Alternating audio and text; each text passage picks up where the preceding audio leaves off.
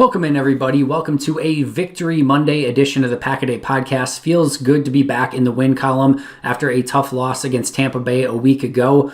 Green Bay very convincing in a 35-20 victory over the Houston Texans. Well, if you listened to my podcast yesterday, got one thing wrong, got a few things very right. What I got wrong, I did not necessarily expect this game to go really as easily as it did for the Green Bay Packers, up 21-0 at halftime. Hold Deshaun Watson scoreless at halftime for only the second time in his career.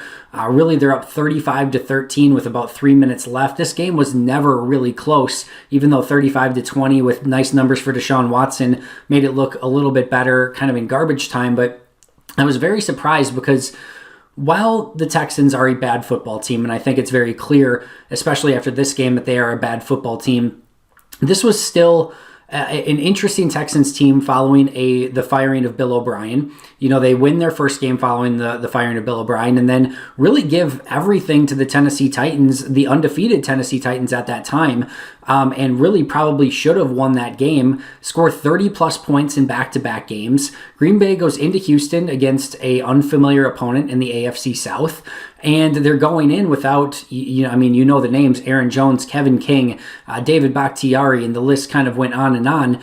And I really thought that this legitimately was one of those just get in, find a way to win, get the hell out, snatch and grab job, and don't worry about the style points.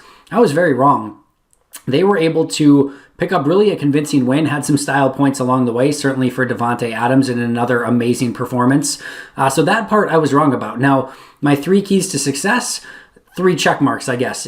First of all, how players would step up with all the injuries that I just mentioned. So I think this was really the most impressive aspect of the game for the Packers.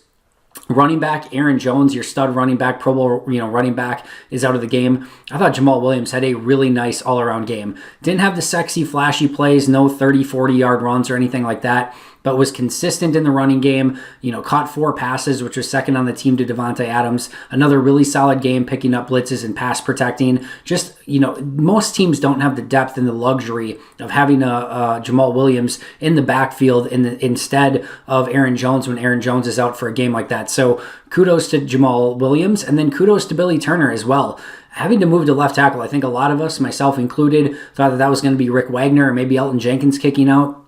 They moved Billy Turner to left tackle. I thought you have to give a lot of credit to both Turner as well as Rick Wagner for coming in and making the start at right tackle, but especially Turner, who's got to go to the opposite side. Again, this is a right guard a season ago who starts playing right tackle this season.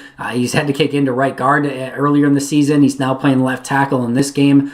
It is really hard to find average offensive tackles, even average offensive linemen, period. And if you have one that can play average at right guard, right tackle, and left tackle, he's probably never going to be your top or best offensive lineman, maybe not even being your top 3.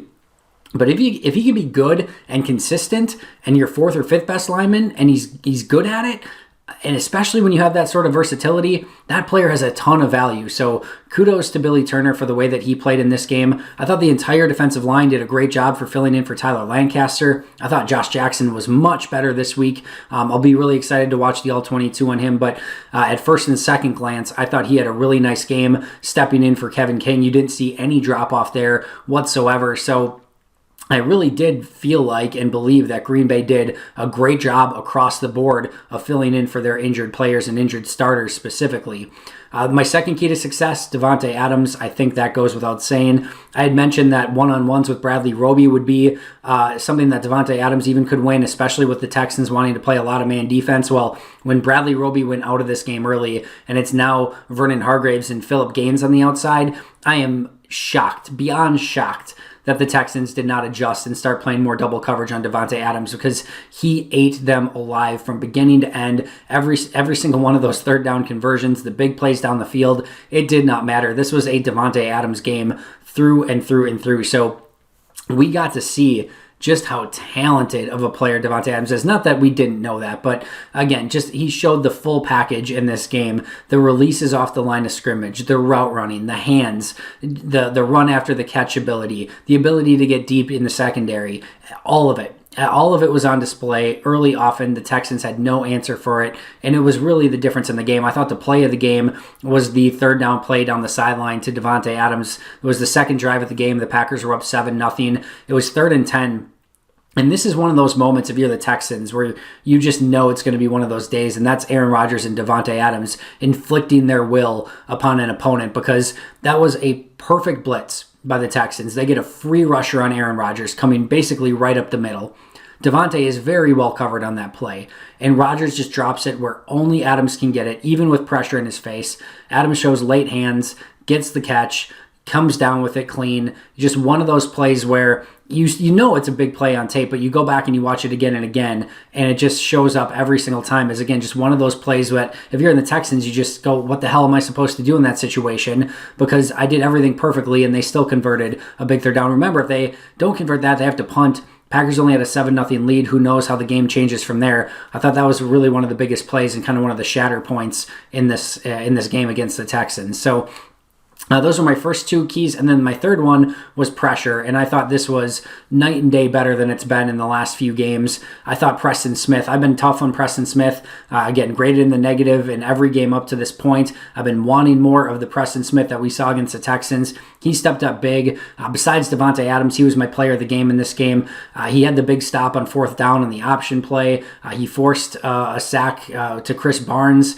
He also had a play early in the game that forced it out to Josh Jackson, which forced them to punt on the Texans' first series of the game. He didn't stack a ton of stats in the box score in this game, but I thought Preston Smith was really good. And as I rewatched this game, I just was really impressed with the overall pressure. I thought Zadarius Smith played well. I thought Rashawn Gary flashed at times. I thought Mike Pettin was much more aggressive. And you saw the entirety of this defense flying to the football and being much more aggressive.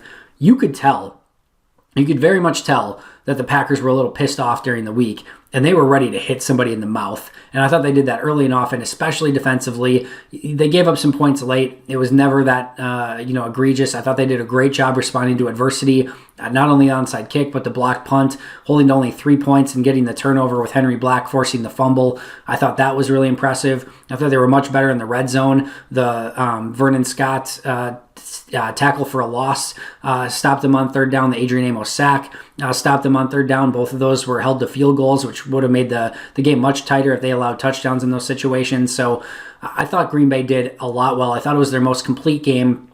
Really only the special teams, the block punt and the onside kick were a little bit worrisome, but the special teams play was Dexter Williams one-on-one. There was no breakdown in scheme or anything that teams are going to be able to exploit. It was just a 5th-string running back coming up, having to play as the wing on punt and return block, and just completely missed on a block. He was replaced by Jamal Williams the next time, and the issue was basically over with. Give Green Bay a lot of credit in this game. I know a lot of people are going to say, well, the Texans suck. What does this prove? But this is a team that's going to get some wins against some better teams this year, the Houston Texans. I really do believe that. Deshaun Watson, let me say this. There's a difference between bad football teams, right? So the New York Jets are a bad football team. Like if Green Bay won 35-20 against the Jets, I'd say, yeah, all right, that's a fine game. The Texans can beat some teams. When you have Deshaun Watson at quarterback, you are dangerous. When you have all their weapons on offense, they are dangerous. Are they a complete team? No. Are they a bad team? Yes. But this is a team, again, an unfamiliar opponent on the road, coming off a loss. And I think anytime you come off a loss against, like the Packers did against the Tampa Bay Buccaneers, you always have a little bit of wonderment of, all right, did they unlock something? Did they figure out, a weakness in the armor that other teams can exploit? And that was not the case at all. This looked very much more like the Packers through the first 4 weeks of the season than it did in week 5. Aaron Rodgers was very adamant that this was just a 1-week thing. This was not going to be a trend moving forward. This was more of an anomaly, he said. So I think he showed, and the Packers showed, that was very much the case. And I'll end with this today. There's been a lot that Matt LaFleur has done well through his first, 24 games-ish of his career. I'm not sure there's anything that's more impressive than the fact that up until this point, the Packers have still not lost 2 games in a row in his tenure. Even if you want to count the last playoff game and then winning week 1 this year, they have not lost 2 games in a row with Matt LaFleur. Building that culture, that wins matter, that carrying, the G, if you will, and that this Packers franchise, and making sure that you don't stack losses and that you get back that win and that you want to punch the team in the mouth following a loss like that. I just think the culture that he's built, he deserves a lot of credit for getting the players to buy in and go out and perform in a game where, again, it's a little bit of a trap game against the Texans. You got the Vikings next week. You're on the road. It's your only back-to-back road trip of the season. And he got them to buy in. And, again, they punched the Texans in the mouth, and they never really stopped. So kudos to the Packers. Kudos to Matt LaFleur. One other quick note, I thought Raven Green had a really great game in this game. I finished up rewatching it on second watch, and I thought Raven Green was fantastic in this game. I tweeted out, make sure to check it out, a video where he had 2 back-to-back plays. One, he's playing linebacker, avoids the offensive lineman, makes a great stop on David Johnson. The very next play is in the slot versus Kenny Stills on kind of a wheel route or an out and up, and he sticks with him and almost has the interception. On back-to-back plays, dude is playing linebacker, stuffing the run, and then slot corner, basically, and hanging with Kenny Stills on an out and up and almost picking off the pass on the third down. Guy's incredible. Hopefully his injury's not serious. We're going to be covering everything for you on the Pack-A-Day podcast all week long, including breaking down this game. Make sure to check out Perry Goldstein, Dusty Evely, and I on today's long-form version of the Pack-A-Day podcast, wherever you get your favorite podcasts. I'll have more on this game and on my grades as the week goes along, so make sure to subscribe to YouTube if you haven't already. But until next time, and as always, go Pack Go.